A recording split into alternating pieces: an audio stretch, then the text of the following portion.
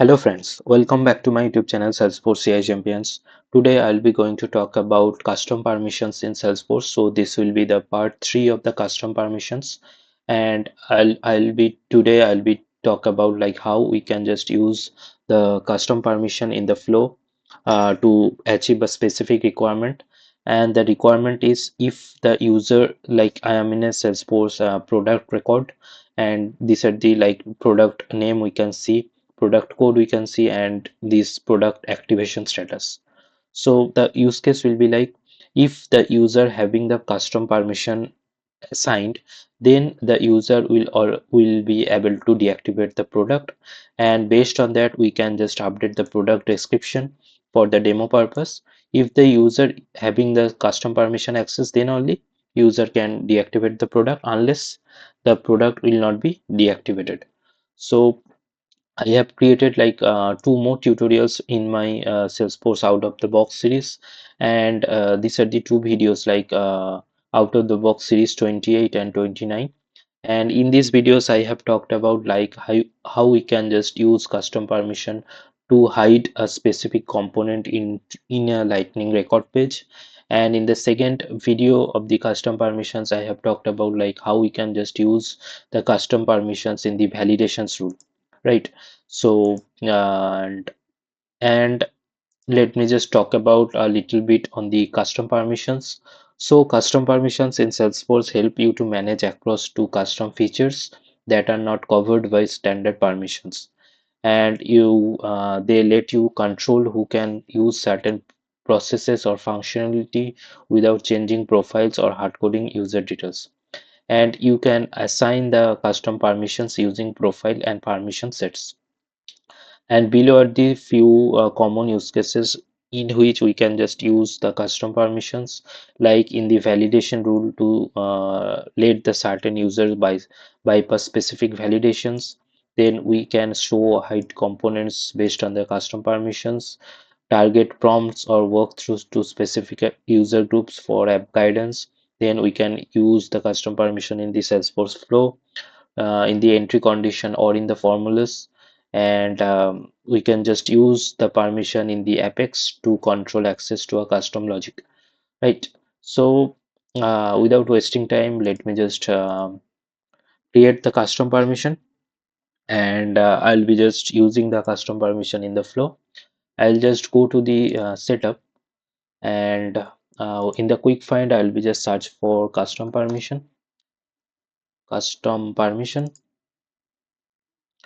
and I will be just click on new to create a new custom permission. I will be providing the custom permission name like case custom permission case CP, and I'll be just click on save.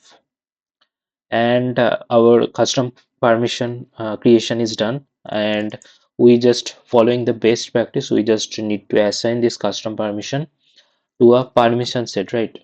So I'll be just go to the permission set, and I'll be just creating a new permission set, and I'll be just providing the permission set name like case admin permission set. And let me just click on save, and I'll be just scroll down little bit, and we can see that these custom permissions, and I'll be just click on it, and on clicking on edit we can just add our respective custom permission case CP. I'll be just click on this add to to include that custom permission in the enabled custom permission section. So after adding that, I'll be just click on save. So the last step is to assign this this permission set to a user. Like on clicking on this manage assignment, we can just assign to my user. So before that, I'll be showing like how custom permission works in the flow. So without adding the user into the permission set, let me just show you how it will be look like when the user is not getting the access to the custom permission, right? So on from the flow, I'll be just click on new to create a new flow, and our conditional requirement will be like whenever the product record got updated, right? So that is why we just need to create a record triggered flow, and the triggering point is whenever the active this active field checkbox is getting false and the product is getting updated. So this will be our condition, entry conditions, and based on that we can just check whether the user having the custom permission access or not, and based on that we can just update this product description, right? So from the flow builder I'll be just choosing this triggered automations, and in the triggered automation we can find this record triggered flow. I'll be just click on it, and from the object I'll be just selecting the product 2. Product 2 is the API name of the product object, and let me just select this whenever the record is being updated, since the product is getting updated and it's getting updated with the active status as false, right? And I'll be choosing this condition like only when the record is updated to meet the condition requirements. So this will be our entry condition configurations, and let me just quickly save the flow once. And custom permission in flow demo, I'll be just click on save to save the flow. And now on clicking on this add element, I'll be just adding a decision element. I'll be just adding a decision element to check whether the running user having the custom permission access or not, right? So I'll be just providing the label of the decision element as check for custom permission, and in the first outcome I'll be uh, checking for if the user having the custom permission access, uh, having the access, right? So user has the CP access, custom permission access. And how we can just add the custom permission from the resource? We can just need to find this running user permission. So on clicking on it we can see these are the custom permissions in our org. So I'll be just click on this case CP, since we just created this custom permission for our use cases. So I'll be just click on it, and it will be equal to true. So it will be like boolean check, boolean true or false. So this is how we can just check the user has the CP access or not. And in the default outcome it will be like user has not access, CP access, uh, CP access is not there.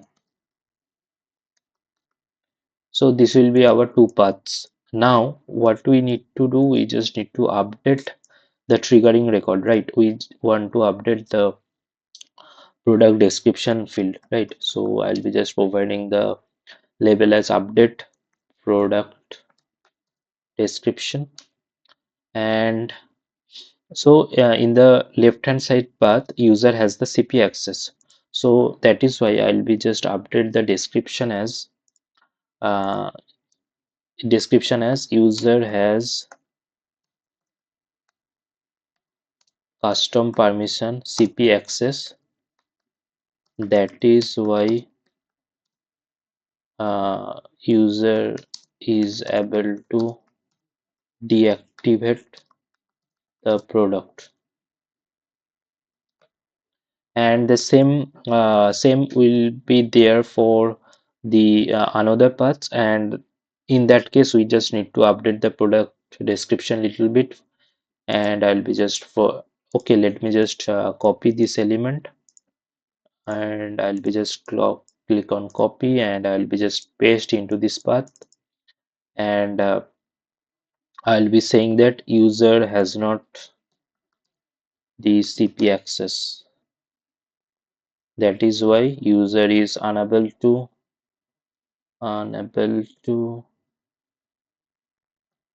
deactivate the product, right?